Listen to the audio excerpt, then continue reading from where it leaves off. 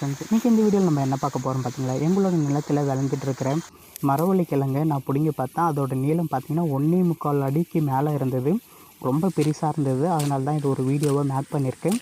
இப்போ நான் இந்த மரவள்ளி கிழங்கை நான் பிடுங்கிட்டேன். அதுக்கப்புறமேட்டு இதில் நான் சிப்ஸ் வந்துட்டு செஞ்சேன். பாருங்கள் நான் எப்படி என்ன பண்ணுறேன்னு சொல்லிவிட்டு. நான் இந்த கிழங்கு பிடுங்கிறதுக்கு முதல்ல வந்துட்டு நல்லா தண்ணி ஊற்றி விட்டு நல்லா ஊற விட்டேன். அதுக்கப்புறமேட்டு நான் தோண்ட ஆரம்பித்தேன். ரொம்ப கஷ்டமாகவே இருந்தது. சின்ன சின்ன வேர்கள் எல்லாம் வந்து பார்த்திங்கன்னா இதில் வந்துட்டு இருந்தது. அதில் வந்து பார்த்திங்கன்னா சின்ன சின்ன கிழங்குகளாக தான் இருந்தது. இது வந்து பார்த்திங்கன்னா ரொம்ப அடியில் வச்சு விட்டு மண்ணை வந்து அணைச்சி விட்டோம். அது நல்லா பாருங்கள், சின்ன சின்ன வேர்கள் எல்லாம் இருக்குது. நல்லா தோண்டிட்டேன். ஒரு அடி கிட்டே வந்துட்டு தோண்டிட்டேன். பாருங்கள், சின்ன பிஞ்சு இது. பாருங்கள், இதை விட்டால் இன்னும் பெருசாகும். ஆனால் வந்துட்டு நம்மளுக்கு அதுக்கு முன்னாலே வந்துட்டு பெரிய பெரிய கிழங்கு எல்லாமே இதுக்குள்ளார வந்துட்டு இருக்கும். அதனால தான் நான் இதை வந்துட்டு பார்க்காம, ஏன்னா இது வந்துட்டு 5 மாதத்துக்கு மேலே வந்துட்டு ஆகிடுச்சு. அதனால தான் எப்படி இருக்கும்னு வந்துட்டு நான் பார்க்கலாம் அப்படின்னு சொல்லிவிட்டு நான் அதை தோண்டி பார்க்குறேன். பாருங்கள், ஒரு பெரிய கிழங்கு ஒன்று தெரியுது.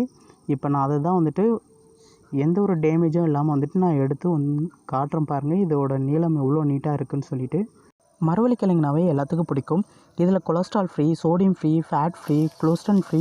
இது மட்டும் இல்லாமல் ஒரு நாளைக்கு தேவையான விட்டமின் சியோட அளவு பார்த்திங்கன்னா 34%.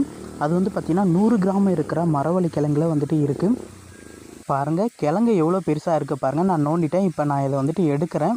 ரொம்ப டைட்டாக இருக்குது. அங்கே உடச்சிக்கிச்சு அடியில். இருந்தாலும் பரவாயில்ல. கிழங்கோட நீளம் பாருங்கள் எவ்வளோ நீட்டாக இருக்குன்னு. பாருங்கள் எவ்வளோ நீட்டாக இருக்குது. இப்போ நான் இந்த கிழங்கு வந்துட்டு வெட்டி எடுக்கிறேன்.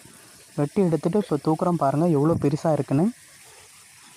பாருங்கள், இது வந்துட்டு நம்மளோட நிலத்தில் வந்துட்டு விளைஞ்ச மரவள்ளி கிழங்கு. பாருங்கள் எவ்வளோ பெருசாக இருக்குது. இப்போ நான் இதை வாஷ் பண்ணுறேன்.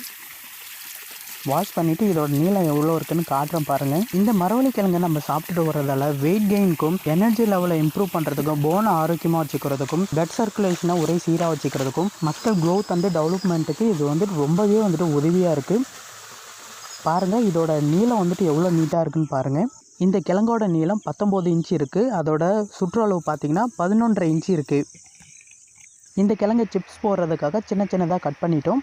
அதுக்கப்புறமேட்டு வானலில் எண்ணெய் ஊற்றி இது வந்துட்டு கட் பண்ணதை வந்துட்டு போட்டு ஃப்ரை பண்ணுறோம். பாருங்கள் எப்படி இருக்குன்னு. இது வந்துட்டு நம்மளோட நிலத்திலே வந்துட்டு இது விளைஞ்சது. அதனால தான் வந்துட்டு எவ்வளோ ஆரோக்கியமாக இருக்குன்னு எல்லாத்துக்குமே தெரியும். நம்மளோட நிலத்திலே வந்துட்டு விளைஞ்சது வந்துட்டு எப்பயுமே வந்துட்டு தங்கம் தான். அதனால தான் இது வந்துட்டு நாங்கள் செஞ்சோம். பாருங்கள், இந்த மாதிரியான கிராமத்து வாழ்க்கை வந்து பார்த்திங்கன்னா எப்பயுமே வந்துட்டு அருமையாக இருக்கும், அழகாக இருக்கும். சிப்ஸ் எப்படி இருக்குன்னு இதில் வந்துட்டு மிளகாத்தூள், உப்பு போட்டு நான் வச்சுட்டேன். ரெடியாக இருக்குது சாப்பிட்றதுக்கு. இந்த வீடியோ உங்களுக்கு பிடிச்சிருந்துன்னா மறக்காமல் லைக் பண்ணுங்கள், கமெண்ட் பண்ணுங்கள், ஷேர் பண்ணுங்கள். நன்றி.